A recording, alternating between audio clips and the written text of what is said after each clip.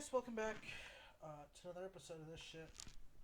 Today we're going to be covering titrations, but with redox reactions.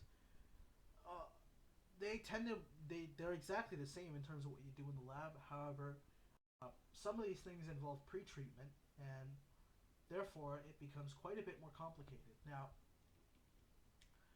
I think what I'm going to do here to kill two birds with one stone is, rather than go through this worked example here, I'm going to cover the Winkler method, and then we'll do an example of the worked example of the method, sort of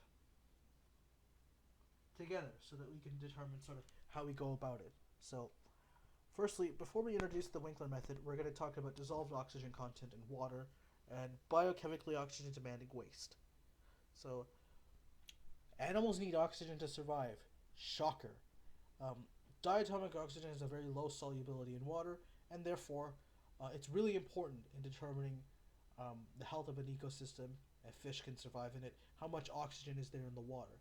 So, at 20 degrees centigrade, you'll tend to only get about 9 parts per million, uh, so i.e. 9 ppm, concentrations of 9 ppm of dissolved oxygen in water, meaning that for every million grams of water, there's about 9 grams of oxygen in there.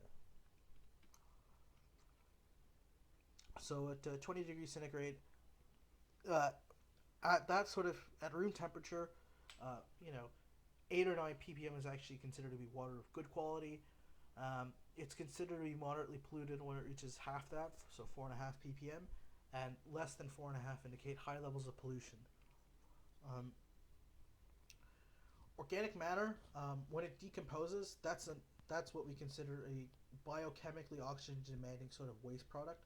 Um, just decomposition in nature generally works around redox reactions. So um, things that, if you have a dead plant in water, it'll break down, and the part of that breaking down process involves, using up oxygen in the water, and therefore, since that water oxygen is being used up, there's less oxygen for like fish, for example, to live in the ocean.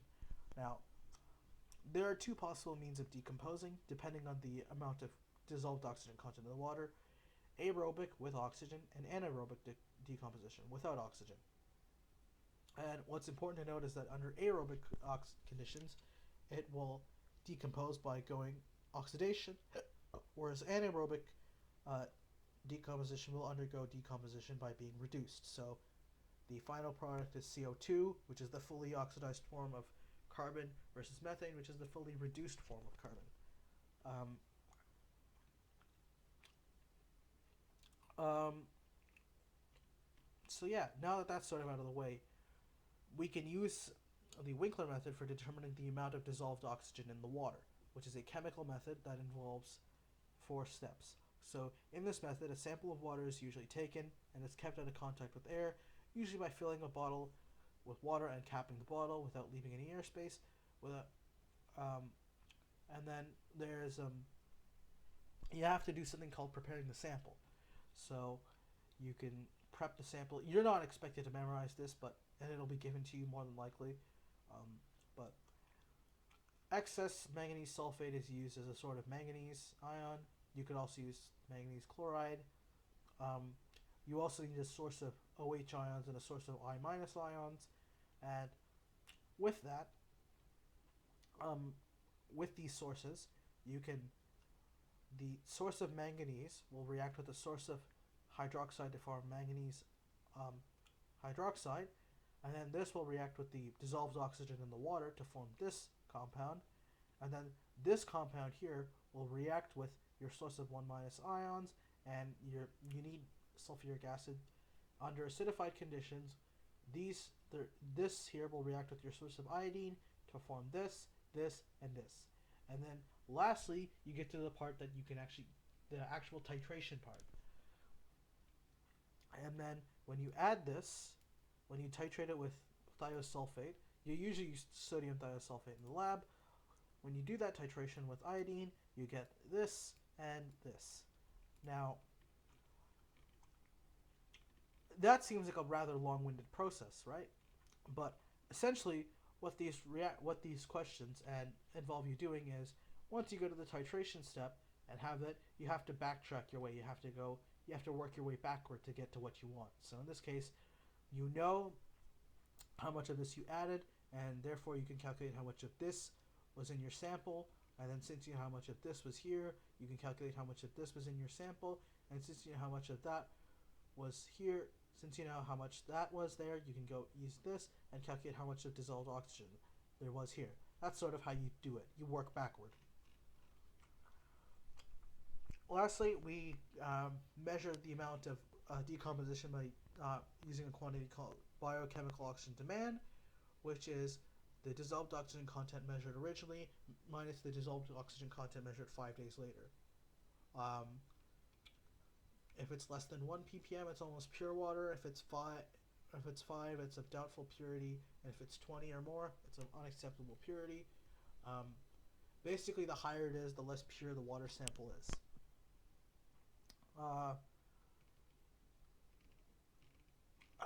I haven't seen too much of this stuff asked in past papers, but it doesn't matter. So let's actually do a worked sample here.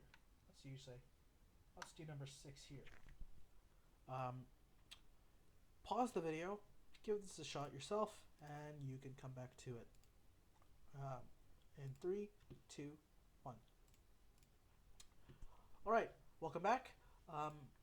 So what we are given is that we know that now we have to, since they give us they tell us it's the Winkler method. We could look back, or alternatively, I need to look back here, but we know that the last step is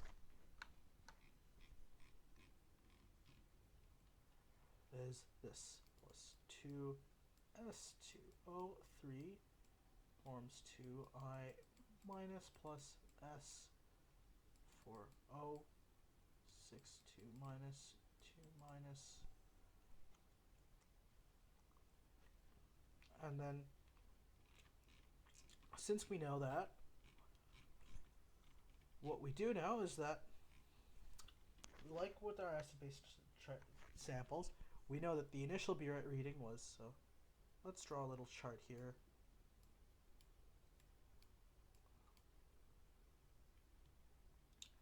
So this, go back, I need to go, here's, oh, that was my IB exams that I was never going to end up writing. Oops. So we know that that's a question mark there. And then we know that for VI and VF, V equals, we know that our initial volume was 5.65 and our final volume was 31.43. We know that the volume that was delivered was final minus initial, so let me quickly put this in a calculator.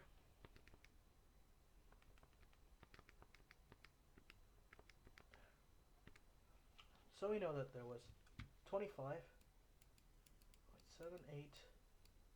mils of that used up. Now, let me actually erase.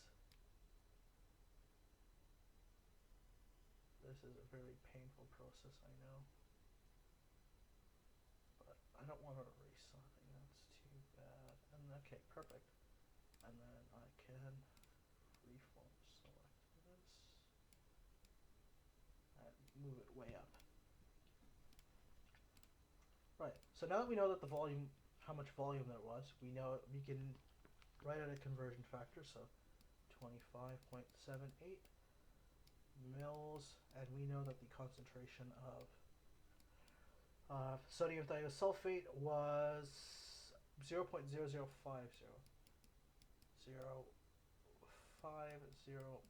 mole for every 1,000 milliliters.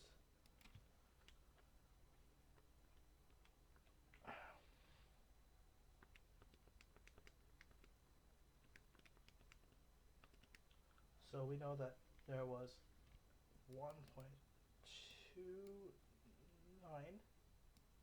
times 10 to the minus 4 moles of that, and since the mole ratio between this and iodine is half that, so we can divide it by 2. And we get that I2 was 6.44 times 10 to the minus 5. Now, if you aren't given a well-known one, you have to work your way backward. You have to find a common reactant between. You have to find a common product in a reactant that is common with a product in the previous reaction, and sort of repeat that process until you get what you want.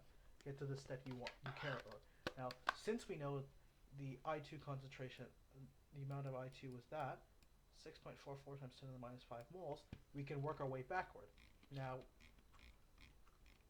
in reaction 3,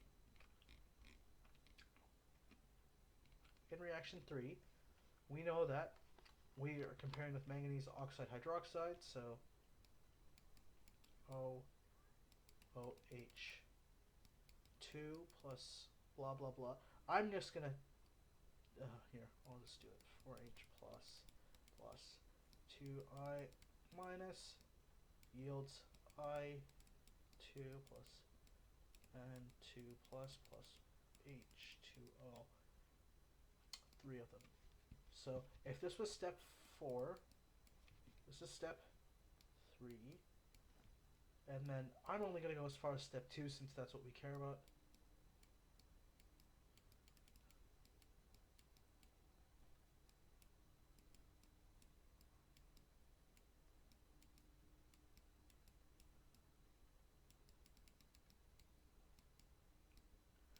So since we know that there was 6.44 times 10 to the minus 5 moles here, we know that this must also be the same, and we can use our mole ratio since that's 1 to 1. That should be the same here, so then since we know that that's the same, we can transfer that here. And since we know that for every 2 moles of this you produce, since the mole ratio here is 1 to 2, we know that half this value will give us the moles of oxygen in the system. So let's divide that by 2. So answer over 2, which yields us 3.22 times 10 to the minus 5 mole, which yields 3.2 times 10 to the minus 5 mole of water. Now, that's so determine the concentration in molar, we just take the moles of water divided by the volume, which in the question was given as 0.200 liters. So, and we get that the concentration is that. The concentration of water in molar is 0.6 times 10 to the minus 4. And then we are asked to determine the concentration in ppm, which I think this is where people tend to go a bit astray, so let's work through it, depending on how long this video is right now. But essentially, what we can do here is we can undergo dimensional analysis here to sort of work our way through the problem. So we know that we want it, so we have 1.6 times 10 to the minus 4 mole per 1,000 milliliters, and we want gram per gram, and then we just multiply that by 10 to the 6. That's the units of ppm. Now, how do we go about that? Well, let's start here by converting our mass of oxygen into grams. So 15.99 grams per every mole. And then I know that the density of water is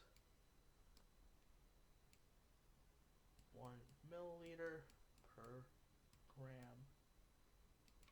So, and then I just have to multiply it by times 10 to the 6,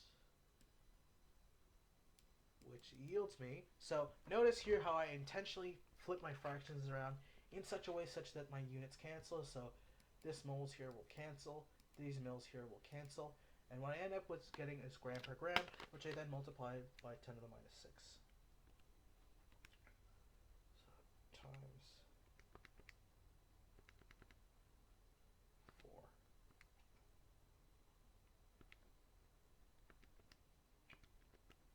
which yields me a answer of something that's way off.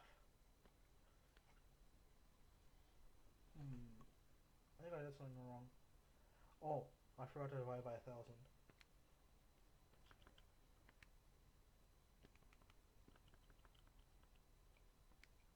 So we do that. Divide by 1,000, and then times 10 to the 6, and we get that the concentration of water is 2.6 ppm to two significant figures. So that's sort of how you go about these redox questions. More often than not, the tricky parts that I find are working your way backward and then converting into parts per million. So I might do some future videos sort of doing more examples of this stuff. I don't know, leave a comment below if you want that. And with that, I'd like to thank you very much all for watching. Don't forget to like and subscribe, all that fun stuff. And see you next video.